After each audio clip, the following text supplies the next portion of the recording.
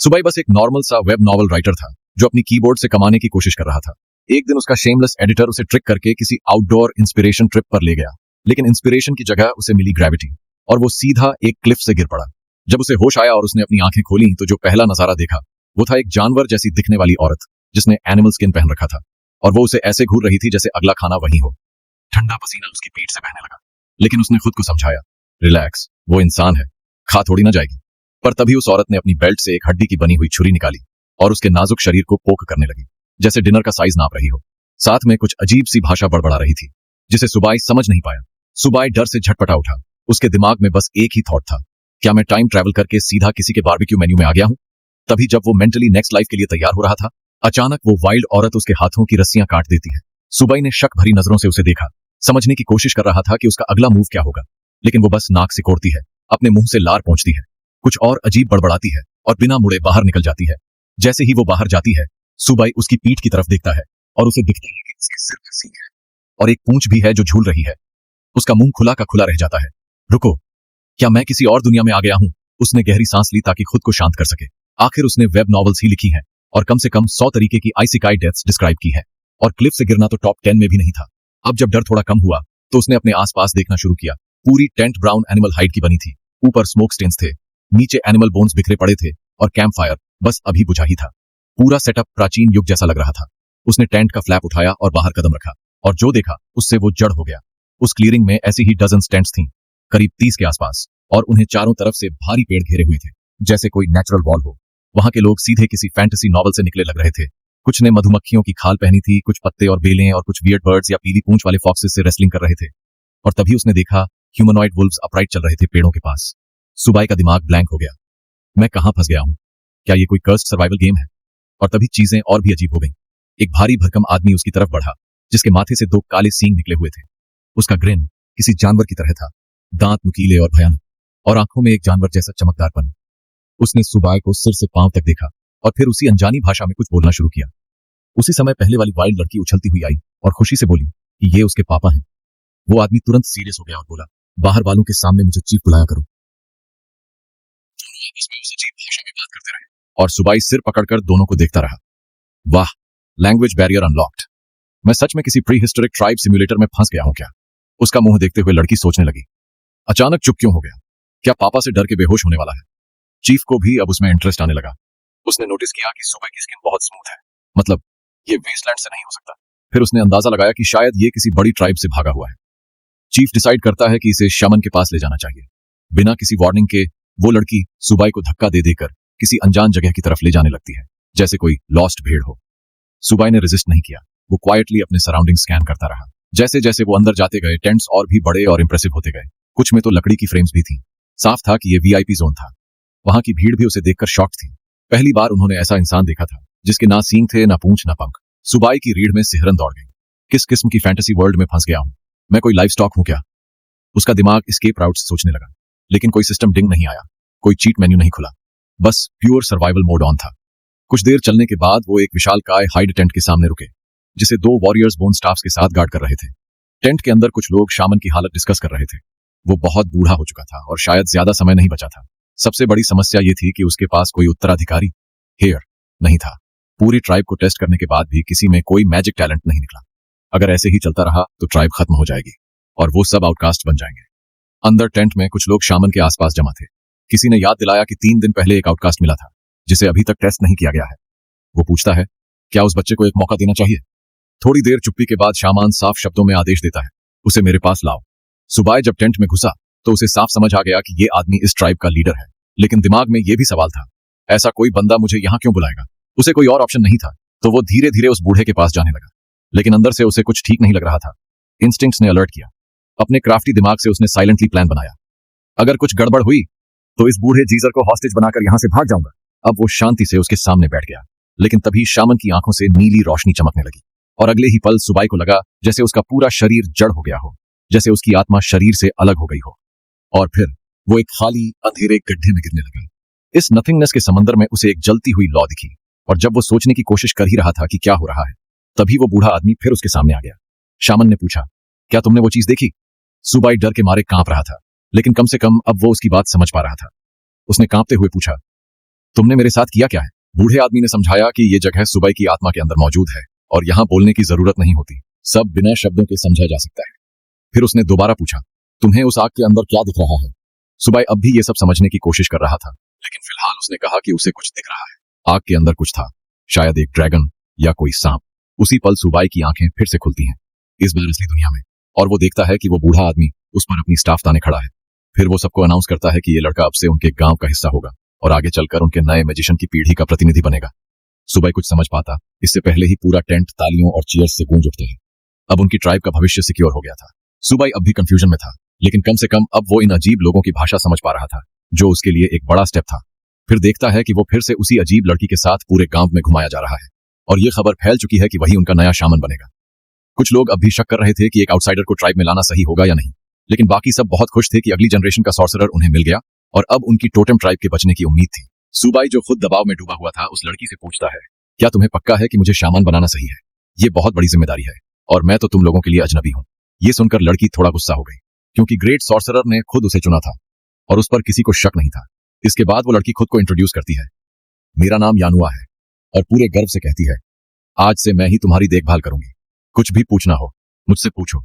सुबाई को उसकी चमकती आंखों से साफ लग रहा था कि वो बस तारीफ सुनना चाहती थी, तो उसने हार मान ली और उससे उसके ट्राइब के बारे में पूछ लिया। यानुआ ने बताया कि उसका ट्राइब यनलोंग ट्राइब है और जो फ्लेमिंग ड्रैगन उनके बैनर पर है वही उनका सीक्रेट टोटम है, जिसे यनलोंग कहा जाता है। लेकिन उसने जल्दी से जोड़ दिया कि टोटम के बारे में ज्यादा बताना अलाउड नहीं है, क्योंकि वो विलेज का बड़ा सीक्रेट है। सुबाई को उसी पल याद आता है, वो फ्लेमिंग ड्रैगन जो उसने उस सोल रेल में देखा था, क्या वही था? वो पक्का नहीं था, तो उसने आगे सवाल नहीं किया। फिर उसने टॉपिक चेंज किया और पूछा, विलेज चीफ भी सॉर्सरर की बात क्यों मानता है? ये सुनकर यानुआ हैरान रह गई। क्या ये पत्थर के नीचे रह रहा था? पर क्योंकि उसने वादा किया था कि वो उसके सारे सवालों के जवाब देगी, उसने समझाया, हमारे ट्राइब में सबसे ताकतवर इंसान सॉर्सरर होता है, उसके बिना पूरा यनलोंग ट्राइब खत्म हो जाएगा। उसके बाद आता है मेरा पापा चीफ, फिर कैप्टन और हंटर, उसके नीचे टोटम सोल्जर्स, फिर रिजर्व सोल्जर्स और आखिर में कॉमनर्स। सुबाई को यह सुनकर थोड़ा कंफ्यूजन हुआ। उसने कहा, इतनी छोटी सी ट्राइब में इतने सारे रोल्स क्यों हैं? यह सुनकर यानुआ का सिर थोड़ा झुक गया, जैसे वो कुछ छुपाने की कोशिश कर रही हो। उसने बताया कि पहले ऐसा नहीं था, पहले वो लोग अपने एंसेस्ट्रल लैंड्स में रहते थे, जहां पानी और खाना भरपूर था। तब वो 300 लोगों का बड़ा ट्राइब था और सिर्फ एक हंटिंग ग्रुप में 65 सोल्जर्स होते थे। लेकिन आधे साल पहले सब कुछ बदल गया, जब ब्लैक स्नेक ट्राइब ने उन पर हमला कर दिया। उन्होंने उनके हंटिंग ग्राउंड्स छीन लिए और बहुत से लोग मारे गए। वो लोग मजबूर हो गए अपने एंसेस्ट्रल लैंड्स छोड़ने के लिए और यहाँ माइग्रेट करना पड़ा। ये सब याद करके यानुआ की आंखें भर आईं और वो सुबाई से बोली, इसीलिए मैं स्ट्रांग बनना चाहती हूँ, ताकि अपने बंदियों को बचा सकूं और अपनी जमीन वापस ले सकूं। फिर स्टोरी थोड़ा फास्ट फॉरवर्ड होती है। अब दोनों फिर से विलेज घूम रहे हैं और यानुआ धीरे धीरे सब एक्सप्लेन कर रही है। जैसे जैसे वो अंदर जाते हैं, सुबाई को समझ आने लगता है कि ये लोग कितनी बुरी हालत में जी रहे हैं। उनके पास खाने तक के लिए कुछ नहीं, लोग भूख से सूख चुके हैं और कई जगहों की हालत बहुत खराब है। सुबाई सोचता है कि अगर यहाँ कभी कोई बीमारी फैल गई तो पूरा गांव खत्म हो जाएगा। ये सब सोचकर उसका दिमाग घूमने लगता है, वो सिर खुजलाने लगता है, कंफ्यूज्ड कि वो शुरुआत कहां से करे। यानुआ उसकी हालत देखती है और साइलेंटली सोचती है, इसका दिमाग किस हालत में है। तभी सुबाई अचानक एक सिस्टम ट्रिगर कर देता है जो उसे इस दुनिया में आने पर मिला था। एक नॉवेलिस्ट के तौर पर उसे पहले से अंदाजा था कि ऐसा कुछ होगा, लेकिन इतनी देर में ट्रिगर होगा ये उसने नहीं सोचा था। अब सिस्टम एक्टिवेट हो चुका था। उसने तुरंत सिस्टम को कमांड दिया, मुझे सारे फंक्शंस दिखाओ। सिस्टम ने एक कैलेंडर दिखाया और साथ में कुछ नोटिफिकेशंस। फिलहाल ये एक ही फीचर अनलॉक था, डेली चेक इन। सिस्टम ने समझाया, हर दिन चेक इन करने पर एक रैंडम न्यूबी हेल्प पैक मिलेगा। हर चेक इन में 8% चांस होता है कि इंटरमीडिएट असिस्टेंस प्लान मिले और 0.1% चांस होता है कि प्रीमियम असिस्टेंस पैक मिले।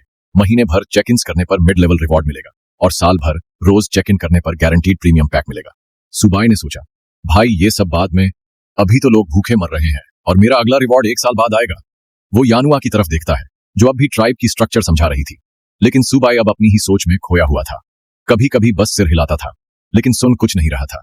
यानुआ को यह बात जल्दी समझ आ गई और गुस्से में वो अचानक बोल उठी कि उसने अपनी ट्रेनिंग का टाइम छोड़ दिया सिर्फ उसे समझाने के लिए, और वो तो ध्यान भी नहीं दे रहा। सुबाई जल्दी से माफी मांगता है, कहता है, सॉरी, थोड़ा चक्कर आ रहा है। बहुत देर चलने के बाद यानुआ थोड़ी नाराज थी, लेकिन मान गई। उसे पता था कि सुबाई 3 दिन से बेहोश था और उसकी हालत पूरी तरह ठीक नहीं है। तो उसने कहा, आज का टूर यहीं खत्म करते हैं, चलो मैं तुम्हें तुम्हारा नया घर दिखाती हूँ। वो दोनों एक मैसिव हट के सामने पहुंचते हैं और अंदर जाकर यानुआ जमीन पर बैठ जाती है, जबकि सुबाई पूरे कमरे का इंस्पेक्शन करने लगता है। वो पूछता है, तो क्या मैं यहीं रहूंगा? यानुआ थोड़ी धीमी आवाज में जवाब देती है, हाँ। सुबाई ने सोच में बिना टाइम लिए सीधा बेड पर छलांग मार दी। यानुआ ने रोकने की कोशिश की, फिर थक कर बस सांस ली और छोड़ दिया। लेकिन ये वियर्ड लड़का बेड को सूंघने लगा और खुशी से बोला, ये बेड की खुशबू अच्छी लग रही है। जैसे ही उसने आंखें खोली, उसने देखा कि यानुआ मिडेयर थी और सीधा उस पर जंप कर रही थी। चिल्लाते हुए बोली, ऐसा मत किया करो। कंफ्यूज्ड सुबाई ने पूछा, क्यों, क्या हुआ? यानुआ ने स्टैमरिंग वॉइस में जवाब दिया, ये मेरा कमरा है। थोड़ी देर बाद सुबाई शांत होकर बैठा। अब वो प्रोसेस कर रहा था कि यानुआ ने उसे अपने घर में रहने दिया, यानी अब दोनों साथ में रहेंगे। वो सोचते हुए उसकी तरफ देखता है और बड़बड़ाता है, सीन तो है पर फिगर तो टॉप नॉच है। यानुआ को उसे घूरता देख थोड़ा एम्बैरेसमेंट हुआ। बोली, ये मेरी मर्जी नहीं थी कि तुम यहीं रहो। फिर उसने कहा, मैं पेट्रोल पर जा रही हूँ और तुम्हें वार्न कर रही हूँ, मेरी चीजों को हाथ मत लगाना। और रिप्लाई का इंतजार किए बिना वो बाहर चली गई, लेकिन जाते जाते दरवाजे पर रुक कर बोली, अगर कुछ भी छेड़ा तो जान से मारूंगी। उसके जाने के बाद सुबाई अपने गाल पर हाथ रखकर हंसने लगा। इतनी मैच्योर दिखती है पर इतनी जल्दी शर्मिंदा भी हो जाती है। अब वापस मेन इशू की तरफ आता है। उसने सिस्टम इंटरफेस खोला और तुरंत पहली बार चेक इन किया। सिस्टम ने मैसेज दिया, कंग्रेचुलेशंस, इंटरमीडिएट असिस्टेंस पैक मिला। और वो था एक हीलिंग स्किल। सुबाई जेन्युइनली हैरान था, इतनी बड़ी चीज उसे पहले दिन मिल गई। सिस्टम ने समझाया, ये रिवॉर्ड इसलिए मिला क्योंकि ये पहली बार था। उसने देखा कि स्किल पर लिखा है लेवल 1, मतलब वो स्किल लेवल अप हो सकती है, लेकिन कैसे? सिस्टम ने तुरंत प्रॉम्प्ट दिया, स्किल को लेवल अप करने के लिए उसकी प्रोफिशिएंसी बढ़ानी होगी। फिर सिस्टम ने उसकी और जैसे ही उसने अपने स्टैट्स देखे, वो क्रिंज कर गया। भाई, मैं तो बहुत ही कमजोर हूं। इतने प्रिमिटिव लोगों के बीच अगर ऐसे ही रहा तो कहीं भी गिर के मर सकता हूं। उधर गांव के दूसरे हिस्से में चीफ और शामन दोनों सुबाई के बारे में बात कर रहे थे। यांगू थोड़ा परेशान था क्योंकि वो सुबाई के ओरिजिन को लेकर कोई भी क्लू नहीं ढूंढ पा रहा था और डर था कि कहीं वो किसी और विलेज से आया कोई जासूस, स्पाई ना हो। लेकिन शामन ने उसे याद दिलाया कि अब उनके पास समय नहीं बचा है और पूरे ट्राइब में सिर्फ वही एक इंसान है जिसमें टैलेंट है। उनकी बातों के बीच शामन की तबीयत अचानक बिगड़ जाती है। उसे जोर की खांसी आती है और जब वो अपना खून से सना हाथ देखता है तो यांगू से कहता है, अब और वक्त नहीं है, मैं कुछ ही दिन और जिंदा रह पाऊंगा। यांगू जानता था यही बच्चा उनकी आखिरी उम्मीद है। शामन ने उसे भरोसा दिलाया, ज्यादा मत सोचो, अभी ज्यादा जरूरी काम है, 3 दिन बाद इनहेरिटिंग सेरेमनी करवा दो। यांगू ये सुनकर चौंक गया। उसे लगा सब बहुत जल्दी किया जा रहा है। वो अब भी शक में था, अगर सुबह सच में ब्लैक स्नेक ट्राइब से हुआ तो? शामन ने शांति से समझाया, ब्लैक स्नेक ट्राइब ऐसा साफ सुथरा, नरम और बिना खून की गंध वाला बच्चा नहीं पाल सकता। सबसे जरूरी बात, मैंने उस लड़के की आत्मा देखी है, उसमें कोई बुराई नहीं है, वो साफ है जैसे कोई बहता हुआ नदी का पानी। शामन को शक था, शायद वो पुराने दंत कथाओं की उस लेजेंडरी ट्राइब से हो सकता है, इसीलिए उन्होंने कहा, हमें इस बच्चे की हर हाल में रक्षा करनी होगी। शामन की बात सुनकर यांगू के पास कोई और ऑप्शन नहीं बचा। वो मान गया, लेकिन जैसे ही वो जाने लगा, शामन ने उसे रोक लिया। यांगू ने पूछा, अब क्या हुआ? शामन ने उसे याद दिलाया, विजर्ड्स की संतानों में अक्सर एक्स्ट्रॉर्डिनरी टैलेंट होता है, अगर मुमकिन हो तो इस लड़के से कई पीढ़ियों के विजर्ड पैदा करवा लो। यांगू समझ गया कि वो क्या कहना चाह रहा था। उसने सिर हिलाया और भरोसा दिलाया, डोंट वरी, मैं सब समझ गया हूं। बाहर निकलते ही वो यानुआ को वहीं खड़े देखता है, जो उनकी बात चुपचाप सुन रही थी। यांगू को बिल्कुल पसंद नहीं आया। तुम यहां क्या कर रही हो? यानुआ ने एक्ट किया जैसे कुछ पता ही नहीं।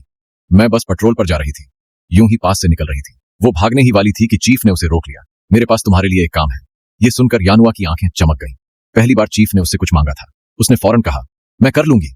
उसे इतना एक्साइटेड देख चीफ ने सोचा, कितनी बेवकूफ लड़की है ये। फिर सीधे मुद्दे पर आ गया, तुम्हें उस विजर्ड लड़के से शादी करनी है और जितने ज्यादा हो सकें उतने बच्चे पैदा करने हैं। ये सुनते ही यानुआ का चेहरा सुर्ख लाल पड़ गया। वो चुपचाप बैठी रही, एक शब्द नहीं निकल पाया। फिर अचानक खड़ी हुई और बोली, मैंने पहले भी कहा था, मैं सिर्फ उसी से शादी करूंगी जो मुझे कॉम्बैट में हरा सके, और ये लड़का तो इतना दुबला पतला है, ये मुझे कैसे हरा सकता है? चीफ भी गुस्से में आ गया। तुम्हारी उम्र के कितने लोग हैं जो तुम्हें हरा सकते हैं? फिर एक बाप वाला डायलॉग मारा, तुम अब 19 की हो चुकी हो, अब बच्चों के बारे में सोचना शुरू कर दो। लेकिन यानुआ ने कोई बात नहीं सुनी। वो बस गुस्से में चलती रही। मुझे स्ट्रांग बनना है और अपने दुश्मनों से बदला लेना है। जाते जाते उसने ताना मार दिया, अगर तुम्हें पोते चाहिए तो तुम खुद जाकर उससे शादी कर लो। और वो भागती हुई चली गई। यांगू उसके पीछे दौड़ पड़ा, जैसे उसे सबक सिखाना हो। अंदर बैठा शामन ये सब फादर डॉटर की नोकझोंक सुनकर बस हौले से मुस्कुरा रहा था। काश उसके पास और वक्त होता, वो देख पाता यानुआ कितनी दूर तक जा सकती है। लेकिन अब उसके दिमाग में सिर्फ एक बात थी, नेक्स्ट जनरेशन को कैसे बचाया जाए। अगला दिन शुरू होता है। सुबाई की इस नई दुनिया में दूसरा दिन। वो बेड से निकलता है एकदम मिजरेबल फीलिंग के साथ, क्योंकि पूरी रात नींद नहीं आई। ठंड बहुत ज्यादा थी। वो हट चेक करता है और देखता है कि दीवारों में बड़े बड़े छेद हैं जिनसे ठंडी हवा अंदर आ रही थी। वो जमीन पर कीड़े जैसा रेंगते हुए स्ट्रॉज ढूंढने की सोच रहा था। तभी यानुआ उसके पास आती है। सुबाई उससे कहता है, क्या हम कुछ स्ट्रॉज ला सकते हैं? बहुत ठंड लग रही है। सो भी नहीं पाया। लेकिन यानुआ तो किसी और ही सोच में खोई हुई थी। उसे अपने पापा की बात याद आ रही थी और अब सुबाई का चेहरा देखकर वो अपने पूरे फ्यूचर की इमेजिनेशन करने लगी, बच्चे और सब कुछ। और वो सब इतना डरावना था कि वो बिना सोचे समझे सुबाई की कमर पर धड़ाधड़ मारने लगी। बेचारा सुबाई जमीन पर पड़ा बस कराह रहा था, बिल्कुल हेल्पलेस। जब उसका पागलपन थोड़ा थमा, सुबाई सोचने लगा, इस जगह में क्या स्ट्रॉ मांगना कोई जुर्म है क्या? उसने अपने चेहरे से खून पोंछा। अब थोड़ी नॉर्मल हुई यानुआ पूछती है, स्ट्रॉ क्यों चाहिए? सुबाई इशारा करता है, इन दीवारों में जो छेद हैं उन्हें भरने के लिए। ये सुनकर यानुआ को महसूस हुआ कि शायद उसने ओवर रिएक्ट कर दिया। उसने माफी मांगी और बोली, चलो मेरे साथ। लेकिन सुबाई थोड़ा डर गया था। अब ये लड़की उसे सच में डरावनी लगने लगी थी, पर मरने से तो बेहतर था, तो चुपचाप उसके पीछे चल पड़ा। चलते चलते सुबाई ने देखा, कुछ बच्चे ठंड में सिकुड़े हुए जमीन पर पड़े हैं। उनके पास सिर्फ एक टूटी फूटी सी छत थी और कुछ भी नहीं। ये देखकर सुबाई रुक गया और यानुआ से पूछा, ये सब ऐसे क्यों पड़े हैं? यानुआ ने कामली एक्सप्लेन किया, हमारे ट्राइब के ज्यादातर लोगों के पास ढंग के घर नहीं है। एनिमल फर बहुत कीमती होता है और हम बड़े जानवर नहीं मार सकते, तो लोग जैसे तैसे स्क्रैप्स में ही सो जाते हैं। पर तुम चिंता मत करो, तुम बाकियों से ज्यादा इंपॉर्टेंट हो। कुछ देर बाद दोनों वापस आते हैं, हाथ में स्ट्रॉज लेकर। पर ये स्ट्रॉ सुबाई के हट के लिए नहीं थे, वो बच्चों को देने वाला था। बस यही मेरा दिल जीत लिया इस लड़के ने। यानुआ पूछती है, तुम ये उन्हें क्यों दे रहे हो? तुम तो अब सॉर्सरर हो, बाकियों से ज्यादा जरूरी। सुबाई जवाब देता है, वो लोग भी उतने ही जरूरी हैं जितना मैं। ये सुनकर यानुआ चुप हो जाती है। उसे समझ आता है कि वो सिर्फ दिखावा नहीं कर रहा, उसकी हर बात सच थी। अब उसकी नजर में सुबाई बदलने लगा था। ये लड़का वो नहीं है जैसा मैंने सोचा था। इसी बीच एक आवाज आती है, हंटिंग स्क्वाड वापस आ गई है। सुनते ही पूरा गांव एक साथ गांव के गेट पर जमा हो जाता है। वहां आते हैं कुछ फरीज और सबसे आगे एक शेर के सिर वाला वॉरियर, जिसके कंधे पर एक बड़ा वाइल्ड बोर लदा है। पूरा गांव खुश हो जाता है। अब हमारे बच्चे भूखे नहीं सोएंगे। सुबाई पूछता है, क्या तुम लोग राशन डिवाइड करते हो? यानुआ बताती है, हाँ, खासकर जब बात मांस की हो। ज्यादातर टोटम वॉरियर्स को मिलता है, थोड़ा रिजर्व सोल्जर्स और बच्चों को भी मिलता है। ये सुनकर सुबाई पूछता है, बुजुर्गों को कुछ नहीं? यानुआ थोड़ी देर चुप रहती है, फिर कहती है, उन्हें कभी कभी मिलता है। अक्सर वो बस जंगली फल खाकर ही पेट भरते हैं, पर वो भी अक्सर काफी नहीं होता। वो बताती है, आधा शिकार ताजा खा लेते हैं, बाकी सूखा के स्टोर कर लेते हैं ताकि बुरे समय में काम आए। सुबाई को एहसास होता है, उनका पूरा फूड सिस्टम बस कुछ हंटर्स पर डिपेंडेंट है। उसे अपने पास नॉलेज की याद आती है। वो पूछता है, क्या तुम लोग फार्मिंग या जानवर पालने की कोशिश नहीं करते? यानुआ के चेहरे पर कंफ्यूजन आ जाती है। फार्मिंग? वो क्या होता है? जानवर पालने की बात पर वो सिर हिलाकर कहती है, जब खुद को ही खाना नहीं खिला सकते तो जानवरों को क्या खिलाएंगे? सुबह हैरान रह जाता है, पर आगे कुछ बोलना ठीक नहीं समझता। उसे लगता है, अगर मैं खुद जानवर पालूंगा तो ये लोग रात में चोरी से काट कर खा जाएंगे। फिर उनकी बातों के बीच लायन हेड वाला वॉरियर सुबाई के पास आता है। उसने सुबाई को पहले कभी नहीं देखा था। वो सुबाई को देखता है, कुछ सोचता है और फिर रिस्पेक्ट में बोर जमीन पर रख देता है और कहता है, क्या तुम वही हो जिसे यानुआ ने अपना पति चुना है? ये सुनकर यानुआ चौंक जाती है, उसका चेहरा लाल हो जाता है। नहीं नहीं, वो शामन का सक्सेसर है। वॉरियर्स ये सुनते ही खुश हो जाते हैं, ये तो विलेज का फ्यूचर है। सब मिलकर सुबाई को गिफ्ट देने लगते हैं। सुबाई एकदम स्टिफ खड़ा था। भाई ये क्या हो रहा है? उसके पास शब्द नहीं थे, ऐसा सम्मान उसे कभी नहीं मिला। वो यानुआ से पूछता है, क्या ये लोग हर गेस्ट के साथ ऐसे बिहेव करते हैं? यानुआ जवाब देती है, नहीं, पर तुम फ्यूचर सॉर्सरर हो, इसीलिए सब तुम्हें इतना मान रहे हैं। सुबाई वहीं खड़ा था, गिफ्ट से घिरा हुआ। तभी एक छोटा प्यारा बच्चा उसके पास आता है, आंखों में चमक और चेहरे पर मासूम मुस्कान। उसने हाथ में एक छोटी सी मछली पकड़ी होती है और बड़े गर्व से कहता है, भैया मैंने ये पकड़ी, मैं तुम्हारे साथ शेयर करना चाहता हूँ। बच्चे की मासूम एक्साइटमेंट और प्योर दिल देखकर सुबुबाई का सीना थोड़ा सा भारी हो गया। उसे थोड़ा गिल्ट फील हुआ। उसे इतनी रिस्पेक्ट मिल रही थी बस इसलिए क्योंकि उसे नेक्स्ट सॉर्सरर चुना गया था, जबकि बाकियों को, इस बच्चे जैसे मासूमों को, हर एक टुकड़े के लिए लड़ना पड़ता था। थोड़ी देर बाद दोनों बॉनफायर के पास चुपचाप बैठे थे, जहां यानुआ थोड़ी क्यूरियोसिटी और कंफ्यूजन के साथ पूछती है कि उसने उस बच्चे का दिया हुआ मांस क्यों एक्सेप्ट नहीं किया, जबकि एक सॉर्सरर को मांस देना एक बहुत बड़ा ऑनर था। सुबुबाई ने कामली जवाब दिया कि इसमें प्राउड होने वाली बात नहीं है, वो बच्चा भी एक इंसान है। शायद सुबुबाई भूल गया था कि वो अब अर्थ पर नहीं है और इस प्लेनेट पर सिर्फ वही इंसान है, but still it is what it is. तभी मांस रोस्ट होकर ऑलमोस्ट रेडी हो गया था और यानुआ उस बड़े से मीट चंक को देखकर पानी पानी हो रही थी। और जैसे ही सुबुबाई ने पहला बाइट लेना चाहा, उसे यानुआ का पेट गुर्राता हुआ सुनाई दिया। समझ गया कि लड़की ने अभी तक कुछ खाया ही नहीं था, तो उसने उसे ऑफर कर दिया। लड़की ने अपनी सारी ताकत लगाकर खुद को कंट्रोल किया और मना कर दिया, लेकिन क्लियरली वो रेजिस्ट नहीं कर पा रही थी। सिर्फ स्मेल ही काफी थी उसे टूटने के लिए। उसके एक्सप्रेशन से सुबुबाई समझ गया कि उसे खाना है, बट वो शेम और प्राइड की वजह से मना कर रही है, तो उसने सॉफ्टली कहा, बस एक बाइट ले लो। बस फिर क्या था, लड़की टूट गई और जैसे ही बाइट लेने को हुई, सुबुबाई के सामने अचानक एक कोलोसल टाइटन आ गया, जो मांस के साथ सुबुबाई को भी खा जाने वाला था। क्रंच, एक जोर की आवाज और एक झरना सा सलाइवा का ब्लास्ट। पूरा सुबुबाई का चेहरा गीला। उसने देखा वो लड़की एक बाइट नहीं ली थी, उसने पूरा मांस मुंह तक चबा डाला था, जैसे किसी जंगली जानवर ने हमला कर दिया हो। लेकिन कम से कम लड़की खुश तो थी, और आखिर में यही मैटर करता। सुबुबाई ने फिर से खाना शुरू किया और सोचा कि ये मांस थोड़ा टफ है, थोड़ा नमक होता तो टेस्ट बेटर होता। ये सुनकर यानुआ ने अपने पाउच से एक वुडन ट्यूब निकाला, अंदर नमक था। सुबुबाई ने पूछा, तुम नमक क्यों कैरी कर रही हो? यानुआ ने बताया कि ये विलेज का लास्ट बचा हुआ सॉल्ट है जो उसने बहुत टाइम से बचा कर रखा है। टोटम वॉरियर्स को सॉल्ट जरूरी होता है ताकत मेंटेन रखने के लिए, पर क्योंकि वो सिर्फ एक रिजर्व वॉरियर है इसलिए उसे उतनी जरूरत नहीं थी। सुबुबाई को एकदम एहसास हुआ कि इस प्रिमिटिव वर्ल्ड में सॉल्ट कितना कीमती है। अर्थ पर जो चीज सुपरमार्केट में कुछ पैसों में मिल जाती थी, यहाँ वो एक लग्जरी है। उसने नमक लौटा दिया, ये कहते हुए कि उसे फिलहाल फीका खाना ही अच्छा लग रहा है, पर असल में उसके दिमाग में कुछ और चल रहा था। उसने यानुआ से पूछा कि सॉल्ट आता कहां से है। यानुआ ने बताया कि हर 15 दिन में उनके विलेज से एक हंटिंग ग्रुप जाता है एक दूर ट्राइब की तरफ जहां ट्रेडिंग मार्केट लगता है। अलग अलग ट्राइब्स वहां अपने गुड्स लेकर आते हैं, वहीं से सॉल्ट, टूल्स, प्रिजर्व्ड फूड और बाकी जरूरी चीजें मिलती हैं। सुबुबाई को इंस्टेंटली इंटरेस्ट आ गया। अगर ऐसा मार्केट होता है तो ये परफेक्ट जगह होगी उसे इस वर्ल्ड के बारे में और जानने की।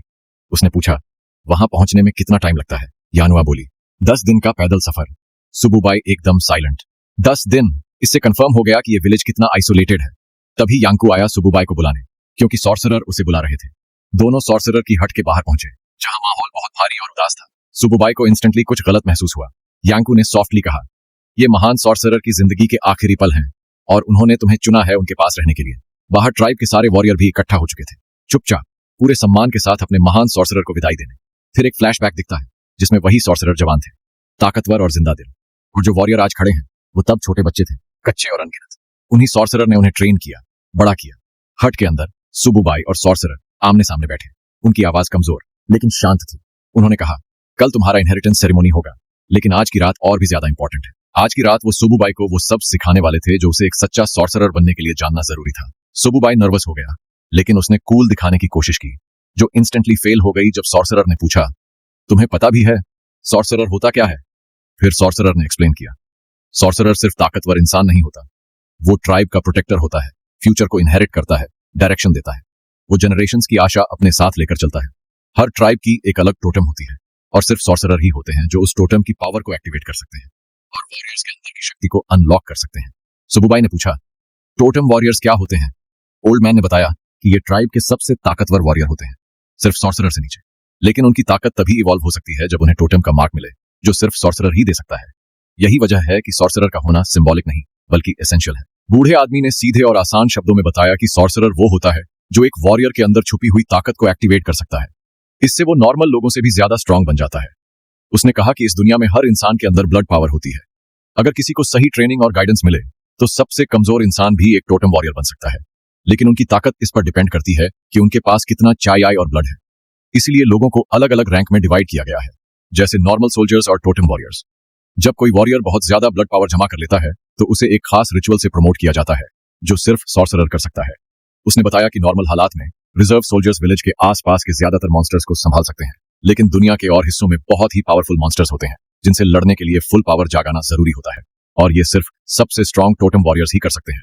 जनजाति की पूरी ताकत इस पर डिपेंड करती है कि उनके पास ऐसे कितने वॉरियर्स हैं। ये सब सुनकर सुबाई को समझ आया कि इस डेंजरस और प्रिमिटिव सोसाइटी में सॉर्सरर कितने जरूरी होते हैं। लेकिन बूढ़े आदमी ने कहा कि ये सॉर्सरर की सिर्फ एक जिम्मेदारी है, उसका दूसरा काम है डोमिनो सॉर्सरर को बनाना। ये एक स्पेशल टाइप का सॉर्सरर होता है जो अपनी पावर और नॉलेज फ्यूचर जनरेशन को जल्दी और अच्छे से दे सकता है।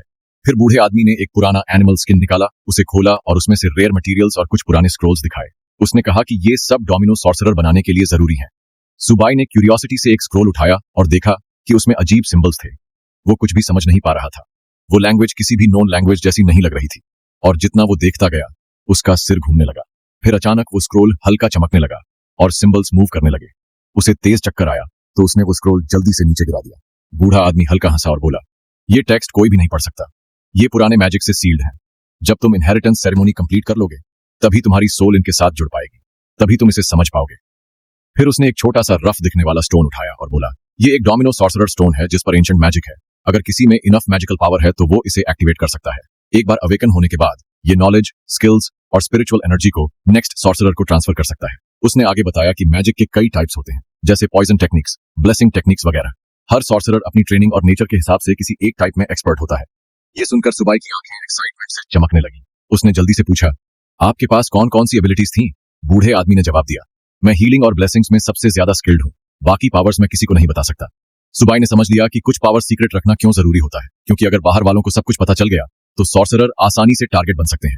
बूढ़े आदमी ने अप्रूवल में सिर हिलाया और कहा कि एक सॉर्सरर को ट्राइब में रिस्पेक्ट तो मिलता है, लेकिन साथ ही खतरे भी होते हैं। बहुत लोग बाहर उसे या तो थ्रेट समझते हैं या अपॉर्चुनिटी। उसने सुबाई से कहा, इन स्क्रोल्स को अपनी जान से भी ज्यादा इंपॉर्टेंट मानो। ये सिर्फ पुराने कागज नहीं है, ये हमारी ट्राइब की सबसे बड़ी लेगेसी है। अगर ये गलत लोगों के हाथ में चली गई तो सब खत्म हो जाएगा।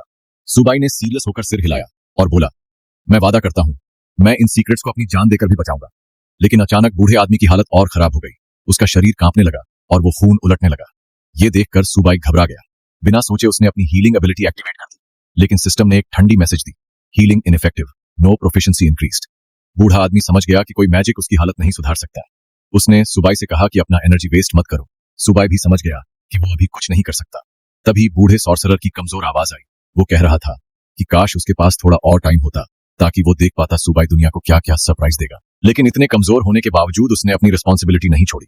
उसने सुबाई से कहा कि उसे उठने में मदद करो, उसके पास अभी थोड़ा टाइम है और बहुत कुछ सिखाना बाकी है। फिर कहानी अगले दिन सुबह तक पहुंचती है। बूढ़े आदमी ने पूरी रात सुबाई को सारी नॉलेज, सीक्रेट्स और रिस्पॉन्सिबिलिटी सिखाई। फिर दोनों हट से बाहर निकले क्योंकि आज इनहेरिटेंस सेरेमोनी का दिन था। वे विलेज के उस जगह पहुंचे जहां पूरी जनजाति इकट्ठा थी। सब लोग नए सॉर्सरर का जन्म देखने आए थे। सुबाई ने बूढ़े सॉर्सरर के सामने घुटने टेक दिए। बूढ़े आदमी ने सेरेमोनी शुरू की और सब टोटम वॉरियर्स को बुलाया कि वे अपना ब्लड दें। सबने अपने हाथों पर छोटे कट्स बनाए और खून हवा में तैरने लगा। वो ब्लड बूढ़े सॉर्सरर के सामने जाकर इकट्ठा हुआ और धीरे धीरे एक सीक्रेट टोटम का शेप लेने लगा। फिर अचानक वह ब्लड टोटम हवा में उड़कर सीधा सुबाई के अंदर घुस गया। उसी पल सुबाई को बहुत बड़ी पावर महसूस हुई, जैसे उसकी बॉडी में बिजली दौड़ गई हो। जब सारी तैयारी हो गई तो बूढ़े सॉर्सरर ने अपनी 2 उंगलियां सुबाई के माथे पर रखीं और इनहेरिटेंस ट्रांसफर किया। इसमें सॉर्सरर्स का पूरा इतिहास और टोटम का सीक्रेट नॉलेज था। जैसे ही वो कांटेक्ट हुआ, सुबाई को वही फीलिंग हुई जो पहली बार उस सॉर्सरर से मिलने पर हुई थी। फिर अचानक उसकी चेतना बाहर की दुनिया से अलग हो गई और वह खुद को फिर से उस खाली और शांत जगह में पाया जहां कुछ भी नहीं था। कहानी बदलती है और हम 2 लोगों को रेगिस्तानी मैदानों में चलते हुए देखते हैं जो अपने पूर्वजों की जमीन तक पहुंचने की कोशिश कर रहे हैं। उनके पीछे एक बच्चा था और लग रहा था कि ये वही बूढ़ा इंसान है जो सालों पहले था। सीन फिर बदलता है। वही बच्चा अब अंधेरे आसमान के नीचे अकेले खड़ा है, टोटम को पुकारते हुए ताकि वो अपने कबीले का भविष्य देख सके। अचानक एक बहुत बड़ी एनर्जी की लहर उठती है जिसे दूर खड़े कुछ लोग भी देख लेते हैं। ये देखकर एक औरत उस बच्चे के पास दौड़ती है और ये देखकर दंग रह जाती है कि उसने कितने ज्यादा डिविनेशन पोशन पी रखे हैं। उसकी हालत बहुत ही नाजुक थी और गांव के लोग मान चुके थे कि वो शायद ये रात नहीं बच पाएगा। लेकिन उस हालत में भी बच्चा हल्की सी मुस्कान देता है और उस औरत से कहता है कि उसने भविष्य देख लिया है। ये सुनकर औरत धीरे से कहती है कि वो जो भी देखा है वो किसी और को मत बताना, वो विजन सिर्फ उसका है। उसे भविष्य के भरोसे नहीं रहना चाहिए, बस उसे अपने दिल में संभाल कर रखना चाहिए, क्योंकि भविष्य कभी भी पक्का नहीं होता। लेकिन एक चीज उस औरत को पूरी तरह यकीन थी कि वो बच्चा कबीले के लिए एक ऐसा भविष्य लाएगा जहां कोई भी ना भूखा होगा और ना ठंड में ठिठुरेगा। उस विजन में बच्चे ने एक इंसान को देखा था, एक बीकन ऑफ होप जो सबके लिए उम्मीद बनेगा। उस दिन के बाद वक्त गुजरता गया और वो बच्चा एक जिम्मेदार नौजवान बन गया। कबीले का ध्यान रखते हुए, उस विजन को अपने दिल में बसाए हुए, उस इंसान का इंतजार करता रहा। सफर में उसने दोस्त बनाए, लोगों को खोया, बहुत सी मुश्किलों से गुजरा और हर बार जब जिंदगी थोड़ी शांत होती वो बस उस इंसान के बारे में सोचता, क्या वो कभी आएगा। साल बीतते गए, दशक बन गए और आखिर वो बच्चा बूढ़ा हो गया। फिर भी उसने कभी उम्मीद नहीं छोड़ी। वो खुद से कहता रहा, बस थोड़ा और सह लेना है ताकि जब वो इंसान आए मैं कबीले का भविष्य उसे सौंप सकूं। इसी दौरान वो एनलॉन्ग ट्राइब का सबसे ताकतवर सॉर्सरर बन गया। लेकिन वक्त सब पर भारी होता है। उसकी ताकत तो बची रही लेकिन शरीर बूढ़ा हो चुका था। और फिर एक दिन ब्लैक स्नेक ट्राइब ने उनके कबीले पर हमला कर दिया। उसने पूरी ताकत झोंक दी लेकिन इस बार उसका शरीर साथ नहीं दे पाया। फिर भी उसने हार नहीं मानी। उसे दिल से भरोसा था कि अब वो इंसान आएगा। और आखिरकार वो दिन आया। एक नौजवान लड़का उसकी झोपड़ी में आया और उसे देखते ही बूढ़े ने जान लिया, यही है वो जिसका वो जिंदगी भर इंतजार करता रहा। अब कहानी वापस वर्तमान में आती है। सुबाई की आंखें भर आई थी उस बच्चे की जिंदगी सोचकर जिसने बस उसके लिए सब कुछ कुर्बान कर दिया। सुबाई ने माफी मांगी कि वो लेट हो गया, लेकिन बूढ़े ने कहा, मत रो, अब सब कुछ तुम्हारे हवाले है। ये कहकर वो हमेशा के लिए चला गया और सुबाई को उसके अंदर कोई महाशक्तिशाली सॉर्सरर नहीं दिखा, सिर्फ एक थका हुआ बच्चा जिसने सब कुछ खोकर दूसरों का भविष्य बचाया। सुबाई धीरे धीरे होश में आता है, उसी झोपड़ी में जहां उसे लाया गया था। उसे लग रहा था जैसे टोटम की सारी नॉलेज उसके अंदर अपने आप भर गई है। और सिर्फ नॉलेज नहीं, उसकी नजर भी सुधर गई थी। पहले उसे दूर तक नहीं दिखता था, अब सब कुछ साफ दिख रहा था। उसके शरीर में भी ताकत भर गई थी। इसका पता लगाने के लिए उसने स्टेटस विंडो खोली और देखा कि स्टैट्स डबल से भी ज्यादा हो चुके थे। स्प्रिंट तो कई गुना बढ़ चुका था, लेकिन उसकी मैजिक पावर और स्पिरिट वैसी की वैसी थी। इसलिए उसने सिस्टम से पूछा। सिस्टम ने बताया कि मैजिक पावर स्पिरिचुअल पावर से आती है, लेकिन जो भी स्किल्स वो सिस्टम पैक से लेगा वो सीधा स्पिरिट यूज करेंगे। फिर सुबाई ने डेली रिवॉर्ड क्लेम किए और सिस्टम ने उसे एक फ्रूट नाइफ और एक लिनन टेक्सटाइल क्राफ्टिंग की किताब दी। नाइफ देखकर वो सोचने लगा कि सिस्टम उसका मजाक बना रहा है, लेकिन सरप्राइजिंगली वो ई बुक बहुत काम की निकली। उसमें प्राचीन से लेकर मॉडर्न टेक्निक्स तक सब लिखा था और ये देखकर उसे लगा कि वो कबीले के लिए कपड़ों की एक नई शुरुआत कर सकता है, क्योंकि अब भी सब रफ एनिमल स्किन्स पहनते हैं। तभी यंकू आता है और पूछता है कि वो जाग गया क्या, क्योंकि अब उसे मेन टेंट ले जाना है। सुबाई हैरान होता है क्योंकि वही तो सॉर्सरर की जगह थी। यंकू बताता है कि पुराने सॉर्सरर की मौत हो चुकी है और अब सबको उसकी जरूरत है क्योंकि वही उनका उत्तराधिकारी है।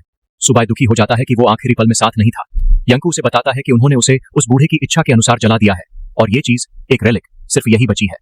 सुबाई उसे देखकर पहचान जाता है और बताता है कि लेजेंड के अनुसार अगर किसी इंसान ने बहुत पुण्य कमाया हो तो उसकी चिता से रेलिक्स मिलते हैं, और वो सोचता है कि जब एंसेस्ट्रल लैंड वापस ले लेंगे तब वो उस बूढ़े के नाम पर एक मंदिर बनाएगा। अब वो मेन टेंट में बैठा था, अपनी नई जिम्मेदारी को स्वीकार करते हुए। उसने यंकू और यांगू से गांव की हालत पूछी और पूछा कि कितना मांस बचा है। यंकू ने बताया कि सिर्फ टोटम वॉरियर्स के लिए ही मांस है, बाकी लोग भूखे हैं, यहां तक कि रिजर्व सोल्जर्स भी। सुबाई चौंक जाता है, सोल्जर्स भी भूखे? अगर कोई और ट्राइब ने हमला किया तो उनका बचाव कौन करेगा? यंकू बताता है कि पहले 26 सैनिक थे, लेकिन माइग्रेशन के दौरान ब्लैक स्नेक ट्राइब ने बहुतों को पकड़ लिया और अब शायद वो मारे जा चुके हों या गुलाम बना दिए गए हों। सुबाई समझ जाता है कि हालात बहुत खतरनाक हैं। वो पूछता है कि उनकी बस्ती कितनी दूर है और कितना समय लगेगा वहां तक पहुंचने में। यंकू कहता है कि फिक्र मत करो, वो लोग यहां नहीं आएंगे क्योंकि ये जमीन बंजर है और किसी को पसंद नहीं। वो बताते हैं कि 1 दिन लगता है जंगल पहुंचने में और शिकार करने में 3 और दिन, इसलिए यहां कोई नहीं आता। सुबाई सोचता है कि वो न तो पूरे कबीले को कहीं और ले जा सकता है, न यहां शिकार के भरोसे रह सकता है, क्योंकि वो एक तरह से मौत है। तभी उसे याद आता है कि यानुआ ने मार्केट का जिक्र किया था, शायद वहीं से कुछ फूड मिल सके। वो पूछता है कि लिनन कितना वैल्यूएबल होता है।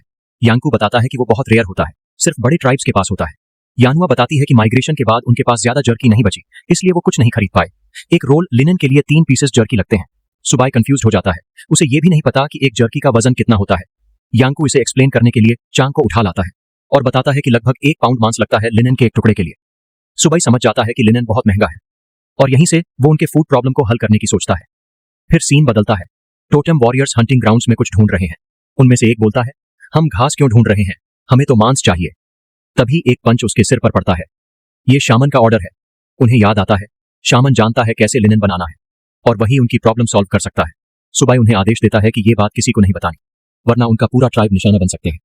वो चैंग से कहती है कि उसे एक खास प्लांट ढूंढना है जिससे लिनन बनेगा। अब चैंग मोटिवेटेड है क्योंकि उसे एक ऐसा काम दिया गया है जो पूरे कबीले का भविष्य बदल सकता है। बाकी ट्राइब में सिर्फ 15 दिन का खाना बचा है। चैंग को आने में 3 दिन लगेंगे, तो सुबाई के पास सिर्फ 5 दिन बचेंगे अगला प्लान बनाने के लिए। और अगर चैंग को प्लांट नहीं मिला तो ऑल्टरनेट प्लान भी चाहिए। अब लिनन बनाना एक वैल्यूएबल चीज थी।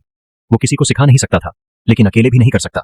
उसे किसी ऐसे की जरूरत थी जिस पर वो भरोसा कर सके, जो सिर्फ कमांड्स न माने बल्कि उसका सीक्रेट भी रखे। साथ ही बाकी समस्याएं, पानी, साफ सफाई, सब कुछ अकेले मैनेज करना उसके बस की बात नहीं थी। सुबाई घबरा जाता है, सोचता है कि वो तो सिर्फ एक ऑर्डिनरी नॉवेलिस्ट था और अब उसे एक पूरे ट्राइब की जिम्मेदारी दी गई है। तभी यानुआ आती है, पूछती है कि क्या वो ठीक है। उसके सिर पर हाथ रखती है, देखती है कि उसे बुखार तो नहीं। सुबाई चौंक जाता है, बोलता है, तुम मेरी झोपड़ी में क्या कर रही हो? यानुआ बोलती है, मैं ओपन में सुन रही थी, सब बाहर गए हैं, मैं तुम्हारी सिक्योरिटी हूँ। सुबाई बोलता है, तुम मेरे जैसे आदमी की सिक्योरिटी के लायक हो भी? तभी यानुआ उसे जमीन पर पटक देती है और कहती है, मैं रिजर्व सोल्जर्स में सबसे स्ट्रांग हूँ, एक सॉर्सरर से भी ज्यादा काम की। थोड़ी देर बाद सुबाई बोलता है, क्या हर सॉर्सरर को इतने काम अकेले करने पड़ते थे? यानुआ बताती है, नहीं, हर सॉर्सरर के पास एक असिस्टेंट होता था। सुबाई पूछता है, पुराने वाले का असिस्टेंट कहाँ है? यानुआ बोलती है, वो सब ब्लैक स्नेक के हमले में मारे गए। सुबाई अब असिस्टेंट ढूंढना चाहता है। वो बताता है कि उसे एक स्मार्ट, रिस्पॉन्सिबल, लॉजिकल और डेडिकेटेड इंसान चाहिए। यानुआ धीरे से बोलती है, तुम्हें अपनी फीलिंग्स बोलनी नहीं आती, तुम उसी के बारे में बात कर रहे हो जो सामने खड़ी है। सुबाई कहता है, तुम तो वैसे भी इन क्वालिटीज की नहीं हो। यानुआ गुस्सा होती है लेकिन इस बार उसे नहीं मारती। वो सजेस्ट करती है कि उसे एक मीको रखनी चाहिए। सुबाई पूछता है, ये मीको क्या होता है? यानुआ ब्लश करते हुए बताती है, वो लड़की जो सॉर्सरर की डेली लाइफ मैनेज करती है। सुबाई पूछता है, कोई है क्या तुम्हारे दिमाग में? यानुआ बोलती है, हाँ है। और वो दोनों निकलते हैं उस लड़की से मिलने। रास्ते में यानुआ को अपने पिता की बात याद आती है, जिसने कहा था कि वो खुद मीको बन जाए, लेकिन यानुआ मना कर देती है क्योंकि वो बदला लेना चाहती है। आखिर में वो एक झोपड़ी के पास पहुंचते हैं और यानुआ बताती है कि वही लड़की अंदर है। सुबाई खुद जाकर देखता है। वो अंदर झांकता है और 3 लड़कियां दिखती हैं। उनमें से एक सुंदर सी फॉक्स गर्ल थी जिससे सुबाई की नजरें नहीं हटती। यानुआ पूछती है, क्या लगता है तुम्हें? लेकिन कमजोर लगती है। यानुआ बताती है, तो यानुआ ने उसे भरोसा दिलाया कि वो लड़की मेहनती भी है और दयालु भी, बिल्कुल वैसी जैसी एक मिको होनी चाहिए। यानुआ ने बताया कि वो चांग की भतीजी है और जब वो छोटी थी तब उसके मम्मी पापा दोनों गुजर गए थे। तब से उसकी मौसी ने उसकी परवरिश की थी और अब जब मौसी प्रेग्नेंट है तो वो लड़की घर आकर उसकी मदद कर रही है। इतना ही नहीं, वो लड़की खुद खाने से मना कर देती है ताकि मौसी को पूरा खाना मिल जाए। इतनी मैच्योरिटी और सेल्फलेसनेस उस उम्र में बहुत रेयर होती है और यही बात साई को और ज्यादा क्यूरियस कर देती है कि क्या वो सच में उतनी खास है जितना यानुआ कहती है। झोपड़ी के अंदर मौसी की जेंटल वॉइस सुनाई देती है जो लड़की से कहती है कि उसे सिर्फ उसकी खातिर यहाँ रुकने की जरूरत नहीं है। अब तो ट्राइब में एक नया यंग सॉर्सरर भी आ गया है और उसकी ब्यूटी को देखते हुए उसे उसके पास सर्व करने पर भी विचार करना चाहिए, लेकिन लड़की तुरंत मना कर देती है। शेकी वॉइस में कहती है कि वो इस लायक नहीं है कि सब जान रहे थे कि वो सच नहीं बोल रही। पूरे ट्राइब को पता था कि वो बचपन से मीको बनना चाहती थी, लड़की मना नहीं कर पाई, लेकिन फिर भी आर्ग्यू करने लगी कि यानो इसके लिए ज्यादा सूटेबल है। उसने ये भी याद दिलाया कि जब वो बच्चे थे तब यान कहा करती थी कि वो बड़ी होकर मेको बनेगी। बाहर खड़े क्रीप जो उनकी बात सुन रहे थे वो दोनों चौंक गए, खासकर यान हुआ जो एकदम गुस्से में झोपड़ी में घुस गई और चिल्लाने लगी कि इतनी कैजुअली वो ऐसी बात क्यों कह रही है। बेचारी लड़की डर गई, बोली कि क्या वो सुन रही थी उनकी बात, लेकिन यान हुआ को जवाब देती इससे पहले ही हमारा हीरो अंदर आ गया और बोला कि वो बस ऑब्जर्व कर रहे थे। जब लड़की को समझ आया कि खुद ग्रेट सॉर्सरर ने भी उसकी बात सुनी थी तो वो इतनी शॉक में थी जैसे उसकी सोल ही बॉडी से निकल गई हो। सुबाई ने उसकी डेवास्टेटेड एक्सप्रेशन की तरफ देखे बिना कैजुअली बोल दिया कि उसे उस लड़की से कुछ क्वेश्चंस पूछने हैं, जैसे ये कोई रूटीन जॉब इंटरव्यू हो। उसने पूछा, क्या वो पढ़ना लिखना जानती है? सवाल सुनकर सब शॉक रह गए, क्योंकि उस वक्त में ये बहुत बड़ी बात थी। सुबाई को पहले से ही अंदाजा था कि जवाब क्या होगा, लेकिन उसने फिर भी लड़की से खुद सुनना चाहा, और वैसा ही हुआ। वो इलिटरेट थी। उसका रिएक्शन देखकर सुबाई ने ब्लैंक एक्सप्रेशन से यानुआ की तरफ देखा और पूछा, क्या मुझे ये नहीं पूछना चाहिए था? यानुआ ने थोड़ा हिचकिचाते हुए बताया कि सिर्फ बड़ी ट्राइब्स की अपनी रिटन लैंग्वेज होती है, उनके गांव में कोई भी पढ़ना लिखना नहीं जानता। अब सुबाई को लगा कि और सवाल पूछना टाइम वेस्ट होगा, इसलिए उसने सीधे पॉइंट पर आकर पूछा, क्या तुम मेरी मिको बनना चाहोगी? उसने मेंशन किया कि यानुआ ने उसके बारे में बहुत अच्छा बोला है, लेकिन लड़की प्रेशर में बड़बड़ाने लगी। यानुआ ने रिमाइंड कराया कि उसे सबका बदला लेना है और टोटम वॉरियर बनना है, इसलिए वही सबसे सूटेबल है इस रोल के लिए। फिर भी लड़की अपने ऊपर कॉन्फिडेंट नहीं थी। धीरे से बोली कि वो शाय है, क्लमजी है और शायद एक प्रॉपर मो जैसी नहीं है। ये सुनकर हमारा लड़का और टाइम वेस्ट नहीं करता, बस चुपचाप वहां से चल पड़ता है, क्योंकि वो किसी पर अपना डिसीजन थोपना नहीं चाहता था। कुछ देर बाद यान हुआ उसके पीछे भागती है और रोकने को कहती है। वो गुस्से में पूछती है कि उसने ऐसे हार्टलेस होकर क्यों छोड़ दिया, जबकि उसे पता है कि यूइंग कितनी शाय और अनसर्टन है। सुबाई ने कामली जवाब दिया कि उसका ऐसा छोड़ने का कोई इरादा नहीं था। उसे सच में लगता है कि यूइंग परफेक्ट है इस रोल के लिए, बट ये उसका खुद का डिसीजन होना चाहिए। जैसे ही वो जाने लगता है, वो यानुआ से कहता है, अपॉर्चुनिटीज वो चीज नहीं होती जो तुम्हें कोई देता है, तुम्हें खुद उन्हें ग्रैब करना होता है। अगर यूइंग सच में मो बनना चाहती है तो उसे अपने डाउट्स से लड़ना होगा और ये मौका खुद लेना होगा। इतने में कोई दौड़ता हुआ आता है और रोकने को कहता है। यानुआ को लगता है कि यूइंग होगी, लेकिन उसकी डिसअपॉइंटमेंट बढ़ जाती है जब पता चलता है कि वो उसकी आंट है जो सुबाई के लिए अप्रिसिएशन गिफ्ट लेकर आई थी। सुबाई को गिफ्ट तो एक्सेप्ट करना पड़ा, लेकिन डिसअपॉइंटमेंट छुपा नहीं सका कि यूइंग खुद नहीं आई। तभी उसकी आंट उसे रोकती है और बताती है कि लड़की कमजोर है, इसलिए वो जल्दी नहीं दौड़ सकती। जब वो बताई गई डायरेक्शन की तरफ मुड़ते हैं तो दूर से उन्हें कोई दौड़ती हुई नजर आती है। वो यूइंग ही थी, पूरी तरह थकी हुई थी, लेकिन फिर भी हिम्मत जुटाकर वो सुबाई से कहती है, मुझे अपनी मीको बना लो। कुछ समय बाद लड़की बच्चे की तरह रोती नजर आती है, आंखों से आंसू बह रहे थे। यानुआ पूछती है कि अब रो क्यों रही है, उसे तो मिको बना ही लिया गया है। यूइंग रोते रोते बताती है कि वो खुश है, उसे कभी उम्मीद नहीं थी कि उसका ये सपना सच होगा। यानुआ उसके आंसू पोंछती है और कहती है, इतना मत रो, बिल्कुल बिल्ली जैसी लग रही हो। सुबाई उन दोनों को साथ देख सोचने लगता है कि दोनों कितनी सुंदर लग रही हैं। वो यूइंग से कहता है कि पहले अपना चेहरा धो ले, फिर काम शुरू करेंगे।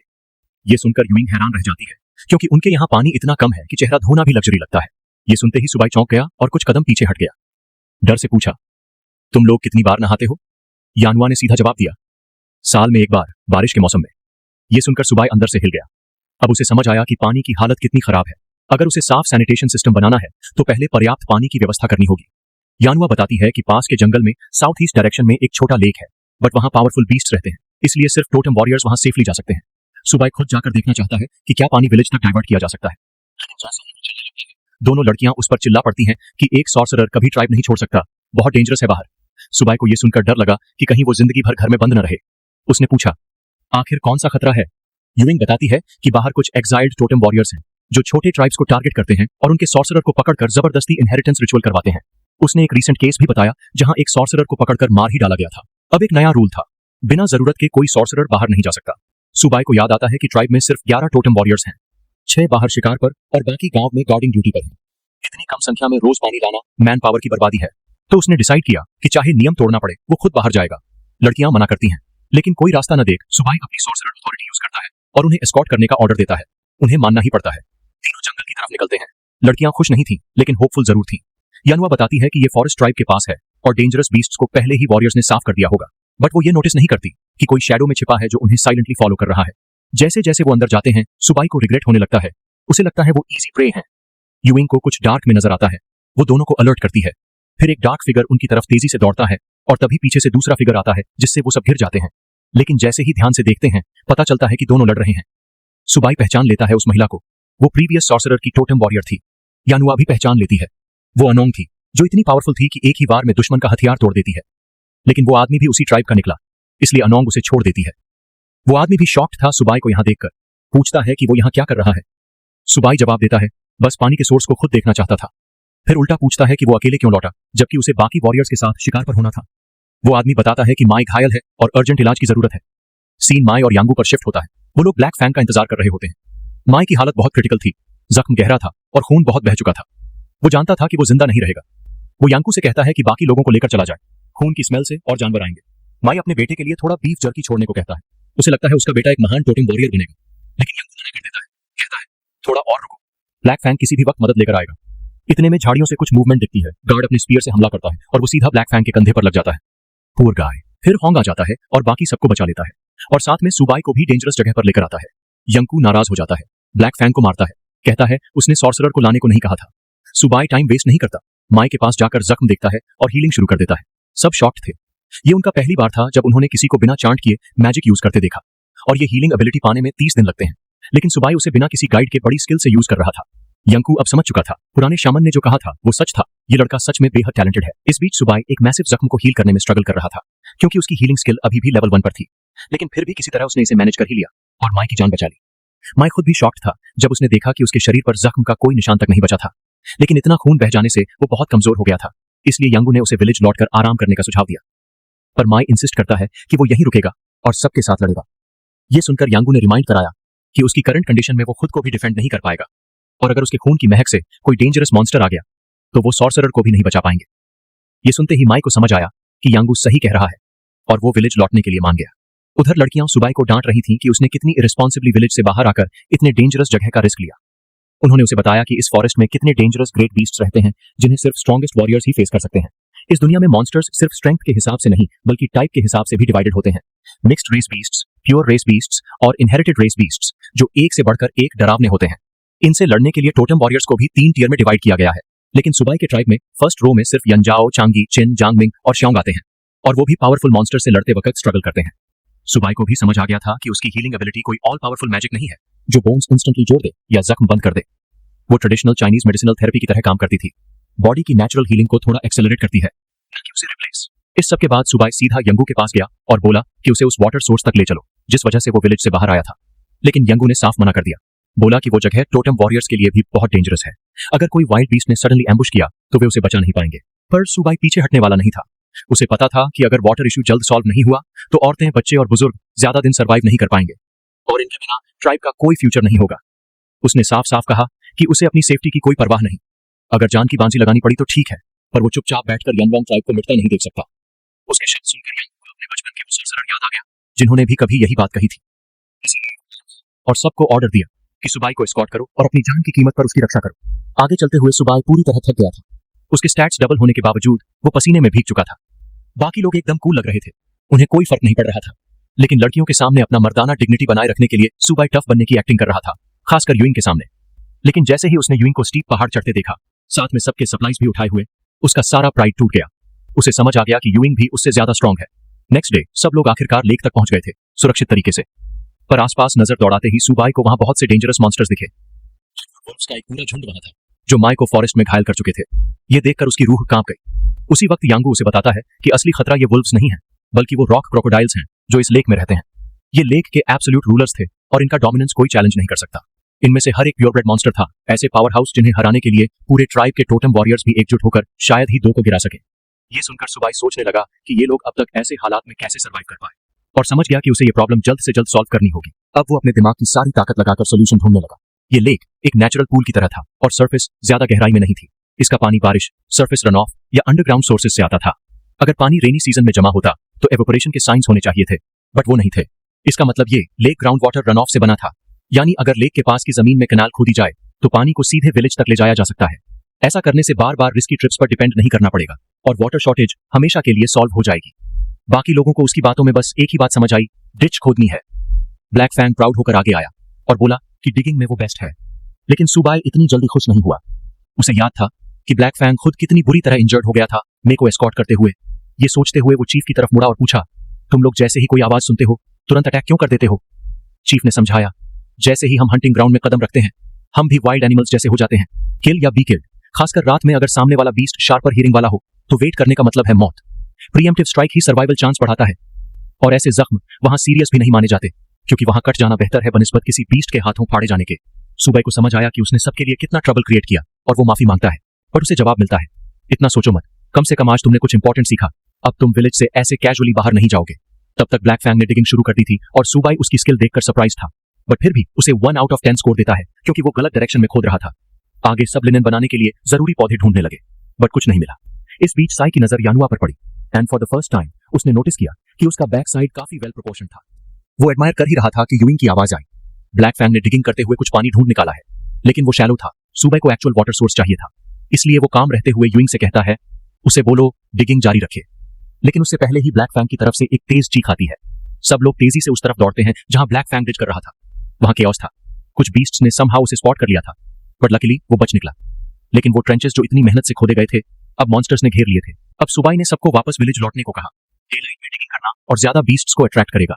यांगू पूछता है क्या हम हार मान रहे हैं? सुबाई सिर हिलाता है नहीं, बस प्लान थोड़ा चेंज कर रहा हूं। उसने पूछा क्या पास में बैम्बू जैसे कोई पेड़ है? पर कोई नहीं जानता था बैम्बू क्या होता है। तब सुबाई ने समझाया मुझे ऐसा प्लांट चाहिए जो बाहर से हार्ड हो लेकिन अंदर से हॉलो हो। यानुआ ने कुछ पेड़ मेंशन किए जो थोड़े सिमिलर थे, एग्जैक्टली वैसे नहीं थे, लेकिन उनके अंदर हॉलो कोर था। यांगू क्यूरियस था कि सुबाई उन्हें क्यों ढूंढ रहा है। सुबाई ने बताया कि वो इन हॉलो ट्रीज से विलेज तक पानी पहुंचाना चाहता है। यांगू ने एक नियरबाई पेड़ पर एल्बो मारा और वो एक ही वार में टूट गया। अंदर स्मूथ हॉलो कैविटी थी जो पानी फ्लो करने के लिए परफेक्ट थी। ये बैम्बू तो नहीं था, बट फिलहाल के लिए परफेक्ट सोल्यूशन था। तभी यूइंग आती है और बताती है ब्लैक फैंग को असली वाटर सोर्स मिल गया है। अब बस एक पाइप लाइक सिस्टम बनाना था जिससे पानी विलेज तक आ सके। सुबाई ने यांगू से कहा इस हॉलो ट्री को ब्लैक फैंग के पास लेकर जाओ। वहां पहुंचकर सुबाई को जमीन में एक बड़ा होल दिखा जो साफ पानी से भरा हुआ था। ये नेचुरल रिजर्वायर था और पानी स्टेडी नीचे से सीप हो रहा था। सुबाई की खुशी का ठिकाना नहीं रहा, यही स्पॉट उसे चाहिए था। यानुआ पहली बार कुछ लॉजिकल सोचते हुए पूछती है अगर इतना आसान था तो विलेज में ही एक होल क्यों नहीं खोदा? सुबाई एक्सप्लेन करता है ऐसे वाटर सोर्सेज हर जगह नहीं मिलते। उनका विलेज ऑलरेडी एक प्रॉब्लम वाली जगह पर बना है, वहां पेड़ भी कम है, मतलब जमीन ड्राई और लाइफलेस है। अब वो बताए प्लान को सब समझ गए। लेक से हॉलो ट्रीज के जरिए वाटर पाथ बनाकर पानी विलेज में स्टोर किया जाएगा। सब अमेज्ड थे, इतना सिंपल और इफेक्टिव तरीका किसी ने सोचा भी नहीं था। अब जब सब रेडी था सुबाई ने सबको काम शुरू करने का ऑर्डर दिया। उसने खास तौर पर ब्लैक फैंग को इंस्ट्रक्ट किया कि वो पूल को कवर करे ताकि वो हिडन रहे, और जब तक वाटर लाइन कंप्लीट न हो जाए सुबाई और यानुआ वहीं रुककर एरिया गार्ड करेंगे ताकि कोई बीस्ट उस सोर्स पर कब्जा न कर ले। इसके बाद सुबाई यांकू से कहता है कि उसे वापस विलेज ले चले। ये प्रोजेक्ट इतना बड़ा था कि कुछ लोग मिलकर इसे कंप्लीट नहीं कर सकते, उसे पूरे ट्राइब की मदद चाहिए थी। विलेज पहुंचकर वो विलेजर्स को सब समझाता है और ऑर्डर देता है कि जितना जल्दी हो सके ये काम पूरा किया जाए। फिर वो वापस साइट पर जाकर प्रोग्रेस चेक करता है जहां उसे एक नया प्रॉब्लम दिखता है। इन हॉलो लॉग्स को आपस में कनेक्ट कैसे करें? अगर ये ठीक से जुड़े नहीं तो पानी विलेज तक पहुंचने से पहले ही बह जाएगा। थोड़ा सोचने के बाद उसे एक परफेक्ट आइडिया आया। उसने सबको बताया कि इन लकड़ी के लट्ठों को ऐसे काटो कि वो एक दूसरे से परफेक्टली जुड़ जाएं, और हमेशा की तरह सबने उसकी इस जीनियस आइडिया की बहुत तारीफ की। कहानी 2 दिन आगे बढ़ती है। उनकी मेहनत रंग लाई। पूरा गांव सेंटर में इकट्ठा था। सबकी आंखों में खुशी और हैरानी थी क्योंकि अब साफ पानी लकड़ी की पाइप से बहता हुआ सीधे गांव के बीच में आ रहा था। लोगों की खुशी की आवाज सुनकर हमारा लड़का और यूइंग जो अपनी झोपड़ी में थे बाहर का शोर सुन सके। गांव वाले खुलेआम सुबह को थैंक्स बोल रहे थे। यूइंग ने उसकी तरफ देखा और उसके मेहनत के लिए उसे धन्यवाद दिया, लेकिन उसने बस कंधे उचका दिए और कहा कि उसने तो बस दिशा दिखाई, असली मेहनत तो गांव वालों ने की है। अब जब पानी की प्रॉब्लम सॉल्व हो गई थी उसने यूइंग से कहा कि सारे गांव वालों को इकट्ठा करो, उसे एक नया रूल ऐड करना है। कुछ समय बाद पूरा गांव सुबह के घर के बाहर जमा हो गया। यूइंग सबके सामने खड़ी हुई और क्लियरली अनाउंस किया आज से सबको पानी उबाल कर पीना है। लेकिन गांव वालों को समझ ही नहीं आया। उन्हें यह फालतू मेहनत लगी क्योंकि वो हमेशा से सीधा नदी या झरनों का पानी पीते आए थे। उनके कंफ्यूज चेहरों को देखकर यूइंग ने समझाया जैसा सुबह ने कहा था, कच्चे पानी में कुछ इनविजिबल कीड़े होते हैं जो इंसान को बीमार कर सकते हैं, तो सबकी सेहत के लिए जरूरी है कि पानी उबाल कर पिया जाए। लेकिन बात और भी खराब हो गई। गांव के लोग ये मानने को तैयार ही नहीं थे। जो लोग पूरी जिंदगी नदी का पानी पीकर जिए हैं उनके लिए ये सुनना कि उसमें अदृश्य कीड़े हैं उन्हें बेवकूफी लगा। कुछ तो आपस में फुसफुसाने लगे कि ये सब तो डराने के लिए बनाई गई कहानी है, किसी ने कभी ऐसे कीड़े देखे ही नहीं। यहां तक कि यांगू ने भी डाउट किया। उसने कहा कि जब खाने की कमी थी तब तो उन्होंने असली कीड़े खाए थे, तो अदृश्य कीड़ों से क्या खतरा। सबके शक और सवाल सुनकर यूइंग चुप हो गई। वो खुद कंफ्यूज थी और अच्छे से जवाब भी नहीं दे पा रही थी। उसकी आवाज कांपने लगी। उसने सबको वो घटना याद दिलाई जब किसी को अचानक डायरिया, उल्टी और तेज बुखार हो गया था। कोई वजह नहीं मिली थी, लेकिन सुबह ने कहा था शायद कच्चा पानी पीने की वजह से हुआ था। फिर भी कोई मानने को तैयार नहीं था। सब एक ऐसी वजह चाहते थे जो वो खुद देख या समझ सके। यूइंग वहीं फ्रीज हो गई। उसे बहस करनी नहीं आती थी और अब सबकी निगाहें उसी पर थीं। अगर वो इतनी सी बात नहीं समझा पाई तो ये सुबह के नाम का भी अपमान होता, और एक मिको के तौर पर उसकी जिम्मेदारी थी कि वो उसकी बात सब तक सही तरीके से पहुंचाए। और तभी उसने अपना रवैया पूरी तरह बदल दिया। उसने कमर सीधी की, सबकी तरफ सीधा देखा और डांटने वाले टोन में कहा, इतनी बकवास बंद करो। उसने कहा, जादूगर को पहले से पता था कि कुछ लोग नहीं समझेंगे, लेकिन वो कभी भी इस कबीले का बुरा नहीं चाहेगा। उसकी बातें सिर्फ और सिर्फ तुम लोगों की भलाई के लिए हैं। अगर तुमने उसकी बात नहीं मानी और बीमार पड़ गए तो अपनी गलती खुद संभालो। बाद में जाकर जादूगर को दोष मत देना। उसकी इस सख्त टोन ने असर किया। सब चुप हो गए और बिना किसी बहस के सुबह की बात मानने लगे। कुछ समय बाद जब वो अंदर आई तो हमारे लड़के ने उसकी तारीफ की, लेकिन उसके मन में एक भारी सोच चल रही थी। उसे याद था कि कभी इस कबीले में 10,000 लोग हुआ करते थे और अब सिर्फ 100 से भी कम बचे हैं, इसलिए अब एक भी जान नहीं गंवाई जा सकती थी। उबला हुआ पानी पीना सिर्फ पहला स्टेप था। इसके बाद उसे खाने की व्यवस्था ठीक करनी थी, साफ सफाई और हाइजीन सुधारनी थी, और सबसे जरूरी उसकी हीलिंग स्किल को भी और बेहतर बनाना था ताकि कोई भी बड़ी चोट या इमरजेंसी वो खुद संभाल सके। इन्हीं सब बातों में डूबा था कि उसने देखा यूइंग फर्श पर एक स्ट्रॉ बेड बिछा रही थी। वो थोड़ा कंफ्यूज हुआ और पूछा, तुम क्या कर रही हो? यूइंग ने शांत आवाज में जवाब दिया, ये मेरा बेड है। उसका जवाब सुनकर वो पूरी तरह शॉक हो गया। उसने पूछा, क्या मतलब? यूइंग ने मुस्कुराकर कहा, एक मिको को हमेशा जादूगर के साथ रहना होता है। फिर उसने सिर झुकाया और पूछा, क्या तुम्हें ये पसंद नहीं? हमारा लड़का कुछ नहीं बोला, उसे कोई दिक्कत नहीं थी, कम से कम जबानी तो नहीं।